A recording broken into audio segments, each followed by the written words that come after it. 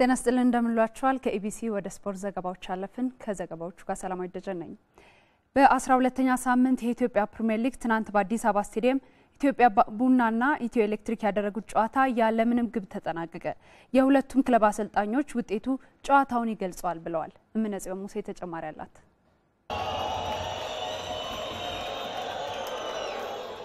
በኢትዮጵያ ፕሪሚየር ሊግ 12ኛ ሳምንት ጨዋታ በአዲስ አበባ ስታዲየም በ10 ሰዓት ኢትዮጵያ ቡናና ኢትዮ ኤሌክትሪክ ተጫውተዋል። ኢትዮጵያ ቡና ባለፈው ሳምንት ጅማ አባ ቡናን፣ ኤሌክትሪክ ደግሞ ወላይታ ዲቻን አሸንፈው ነበር የተገናኙት። በጨዋታው ከረፍት በፊት ኤሌክትሪክ ከረፍት መልስ ደግሞ ኢትዮጵያ ቡና በተለይ ጨዋታው ማጠናቀቂያ ላይ የተገኘውን የጎል አጋጣሚ ሳይጠቀሙበት ቀርተዋል።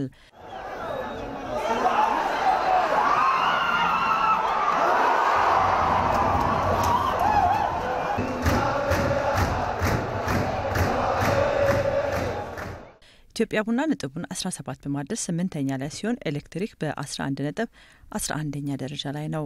የሁለቱም ክለቦች አሰልጣኞች ጨዋታው ውጤቱን ይገልጻል ብለዋል። ያቻ ውጤት ብዙም የሚያስከፋ አይደለም በሚል ዛሬው ጨዋታ ጥሩ ነበር። ሁለታችንም ጥሩ ተጫውተናል። ያው እንዳያችሁት እንግዲህ ውጤቱ በዚህ አይነት መልኩ ተጠናቋል። ጥሩ ነው። መነሳሳቱ ጥሩ ነው ያለው። ዛሬም የተሻለ ነገር ነው እየተንቀሳቀሰን የነበረው። ማጋጣሚዎች ጎሎችን ማሳካት አልቻለም እንጂ የተሻለ ነገር እየታየበት ነው። ጨዋታው ተመጣጣኝ ነበር። ሁለታችንም ኳስ ነው የምንጫወተው። ብዙ ለጎል የቀረቡ ኳሶች ሁለታችንም አላገኘንም። በተለይ እነሱ ወደ መጨረሻው አካባቢ ያገኙት አንድ ኳስ በጣም አደገኛ ነበረችና ዞሮ ያው ጥሩ ነው። ተመጣጣኝ ጨዋታ ነበር። በ13ኛ ሳምንት ጨዋታ ኢትዮጵያ ቡና ከአዲስ አበባ ከተማ ሲጫወት ኢትዮ ኤሌክትሪክ ከቅዱስ ጊዮርጊስ ይገናኛል። በ12ኛ ሳምንት የኢትዮጵያ ፕሪሚየር ሊግ ክልል ላይ በተካሄዱ ጨዋታዎች ደደቢት ፋሲል ከተማን 1-0 በማሸነፍ ችሏል። ሽመክት ጉግሳ ለደደቢት ኳስን ከመረብ አሳርፏል። ፋሲል በውድድር ዓመቱ በሜዳው የመጀመሪያ ሽንፈት ሲያስተናግድ ደደቢት ከሜዳው ውጪ የመጀመሪያ ድሉን አስመዝግቧል። አዳማ ከተማ አርባ ምንጭን 2-1 በመርታት ወደ መሪነት ሲመጣ ሲዳማ ቡና ኢትዮጵያ ንግድ ባንክን 1-0 በመርታት ደረጃውን ወደ 4ኛ ከፍ አድርጓል። አዲስ አበባ ከተማ ከ8 ተከታታይ ሽንፈት በኋላ ወደ ድል የተመለሰበትን ውጤት ወላይታ ዲቻ 1-0 በመርታት አስመዝግቧል። ወልዲያ በመሐመድ ሁሴን አሊ አላሙዲን ስቴዲየም ሐዋሳን 2-1 በመርታት በአዲሱ ስቴዲየም የመጀመሪያ 3 ነጥብ ሲያስመዘግብ ድሬዳዋ ከመከላከያ 1-1 ተለያይቷል። ዛሬ በ10 ሰዓት በአዲስ አበባ ስቴዲየም ቅዱስ ጊዮርጊስ ጅማ አባ ቡናን ያስተናግዳል።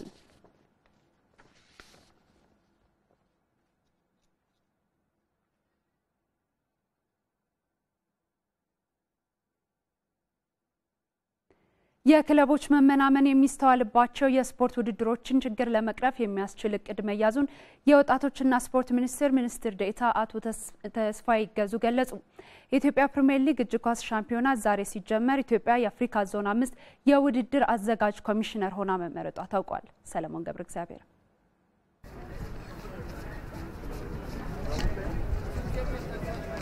በመጀመሪያ ኢትዮጵያ ፕሪሚየር ሊግ እጅ ኳስ ሻምፒዮና ደቡብ ክልል 4 የትግራይና አማራ ክልሎች 1 አዲስ አበባ 5 በድምሩ 11 ክለቦች ተሳታፊ ሆነውበታል። በውድድሩ መክፈቻ የተገኙት የወጣቶችና ስፖርት ሚኒስትር ዴኤታው አቶ ተስፋዬ ይገዙ እጅ ኳስን የመሳሰሉ ስፖርቶች ተወዳጅ ቢሆኑም በክለቦች ማነስ የሚያጋጥማቸውን ችግር ለመቅረፍ ጥረት እየተደረገ መሆኑን ገልጠዋል። አንድ ሜዳ ላይ ገብቶ የሚወዳደር ተወዳዳሪ ከማፍራት ባለፈ እነዚህን ያልታወቁ ማንነቶችን ለማሳወቅም እድል የሚሰጥ ትልቅ አቅም ያለው መሳሪያ መሆኑን ተገንዝቦ በቅርበት ለዚህ ዓላማ እንዲሰሩ ለማድረግ እኛ ጋም ያልተሰሩ ስራዎች አሉ። ጅማሬው ጥሩ ስለሆነ ያጠናክረን እንቀጥላለን የሚል ነው። ፌዴሬሽኑ የሊጉን ውድድር ከመጀመር ባለፈ በአካሄደው ዓለም አቀፍ ግንኙነት 2 መወዳደሪያ ሜዳዎች ዘመናዊ እንዲሆኑ በቂ ድጋፍ እየተገኘ መሆኑንና ኢትዮጵያ ባስተናገደቻቸው ውድድሮችና ባስመዘገበችው ውጤቶች የምስራቅ አፍሪካ ውድድር አዘጋጅ ኮሚሽነር ሆና መመረጧን አቶ ፍትህ ወልደሰንበት የፌዴሬሽኑ ፕሬዝዳንት አስታውቀዋል። የ2009 ዓ.ም ፕሪሚየር ሊግ ሻምፒዮና በፌዴራል ማረሚያ ቤቶችና ከምባታ ዱራሜ ግጥሚያ ተጀምሯል።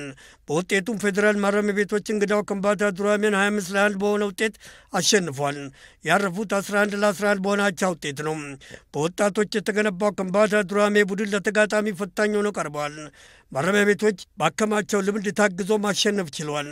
በግጥሚያው ማጠቃለያ የቀድሞ የፌዴሬሽኑ ስራ አመራር ኮሚቴ አባላት የምስጋና ፕሮግራም ተከናውኗል።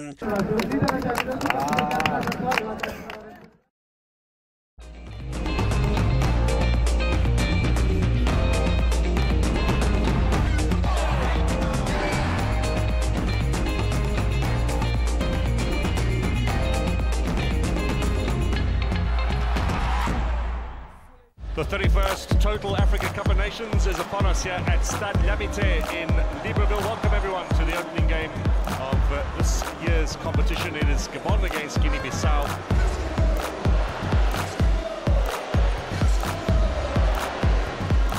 Now a chance for Boyanga at the back post. Shots driven! Aubameyang converts.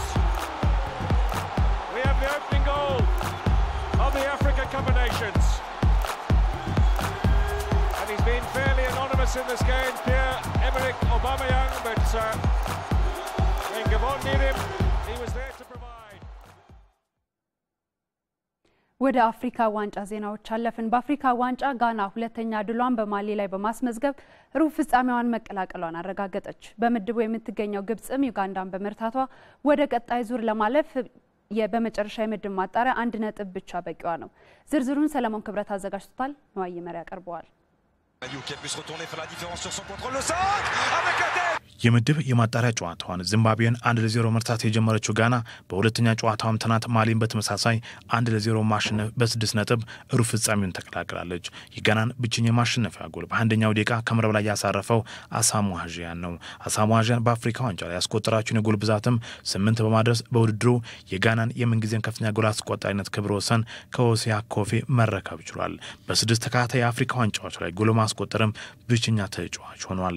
ሙሳ ማራጋ ሁለት ያለቀላቸውን ድሮ ሳይጠቀምበት በመቅረቱና የካሊፋ ኩሊባሊን ድንቅ ሙከራ የጋናው በረኛ ራዛ ካርማህ በማዳኑ ማሊ ለማሸነፍ ተገዳለች። የጋናው አጥቂ አሳሙ ሀጂያን በሰጠው አስተያየት ጥሩ ተጫወትን መጥፎ የምንፈልገው ውጤት በማሳካታችን ደስተኛ ነኝ ማለት አስተያየቱን ሰጥቷል። ተጫዋቾቹ ተበሳጭተዋል፣ ግን ሙሉ በሙሉ ተስፋ አልቆረጥንም።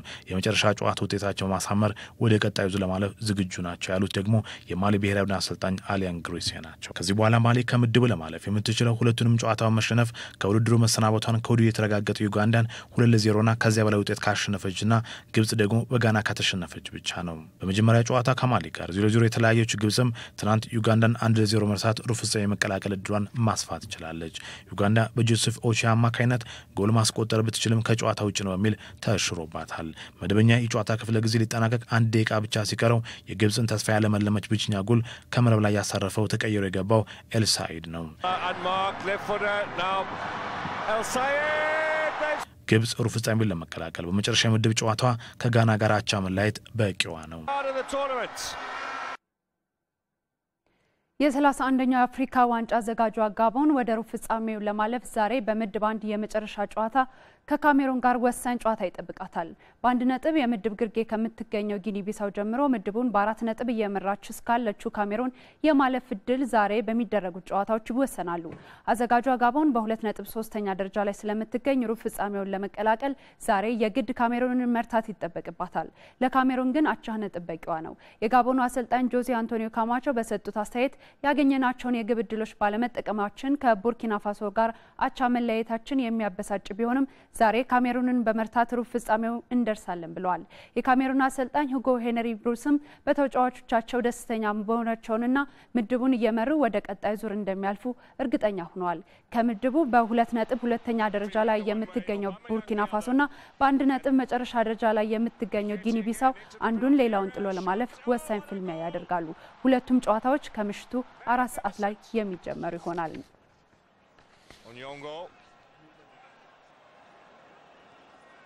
ለሰዓቱ የነበሩን የስፖርት መረጃዎች እነኚህ ነበሩ። ሰላማዊ ደጀነኝ፣ መልካም ቀን።